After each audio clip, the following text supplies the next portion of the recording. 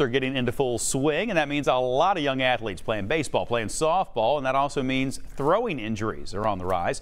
Matt Ernst from Oxford Physical Therapy joins us with some ideas to help your kids prevent injuries. Matt, thanks for coming back in. Appreciate that. Thanks for having me. You know, you hear a lot about kids overusing their arms, especially when they're still growing. There's so much already changing up in those joints and everything anyway. That can be a real problem if they're out there doing it too much, can't it? It's the #1 factor. You know, when they look at throwers, really it's the overuse.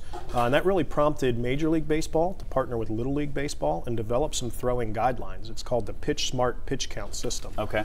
And so if people go to our website, in the center of our page there at oxfordphysicaltherapy.com, tips from our team, and what they'll see is a breakdown. And you can look real easily by the child's age, all the way up to 18, 19-year-olds, and the amount of pitches they throw. And it tells how many days of rest they should have. Old pitch counts were just, hey, Bob, you can throw 50 pitches. Go until it hurts. Tomorrow you can throw 50 more. Right. You know, there was no rest period after that. Yeah. And really that overuse is the #1 thing that folks need to look out for. And most leagues, as you said, are a whole lot better about it than they used to be. The problem you still run into, though, I would imagine, is if you have a young person who just loves to play, and maybe they're on a couple of different teams, that can cause some problems. Yeah, so a couple things that parents should look out for their kids. Traveling teams often don't report pitch counts to any kind of a league. Within a league, coaches are policing one another. Pitch counts are reported. There was a recent study, 750 pitchers ages 9 to 18, 45% of them on traveling teams reported pitching on back-to-back days. 40% of them had no pitch count, and 10% of them were pitching 2 games in 1 day. So you really got to watch those traveling teams. I'd encourage parents to almost keep their own pitch count for their kids. A couple other things to think about is really watch their mechanics. Arm fatigue is the first sign of arm soreness. So when the arm gets fatigued, mechanics break down. That's when pain is going to begin.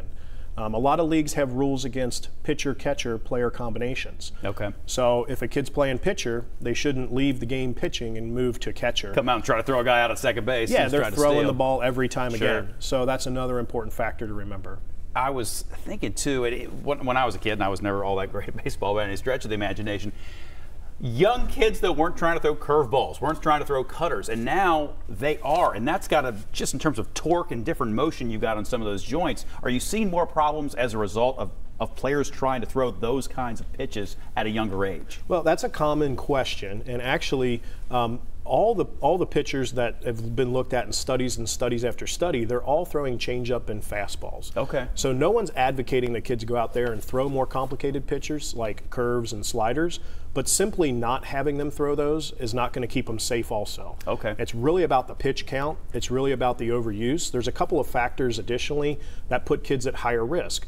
Taller individuals, because they've gone through a growth spurt faster, their bones are longer, and bones grow quicker than muscles. So the muscle can't catch up to the bone in terms of development. So if you have a taller son or daughter playing a throwing sport, they're at a little bit higher risk because their muscles haven't caught up. Playing on multiple teams is a risk factor. And then really focusing on throwing velocity. So even if they're not throwing curves, but the coach has got the radar gun, or they're going to showcases where they're trying to break speed, you know, we really want to de-emphasize that speed. If a player is going to be able to throw fast, they'll grow into their arm. All right, good stuff, Matt. One more time, give me that website. You gave it to me earlier. oxfordphysicaltherapy.com. In the center of the page, tips from our team, and they'll be able to see that Pitch Smart Pitch Count System. All right, Matt Ernst, thanks so much for coming in. Good to see you again. It is 9:20. Let's get a look at what's happening with the forecast. Hey, Tara.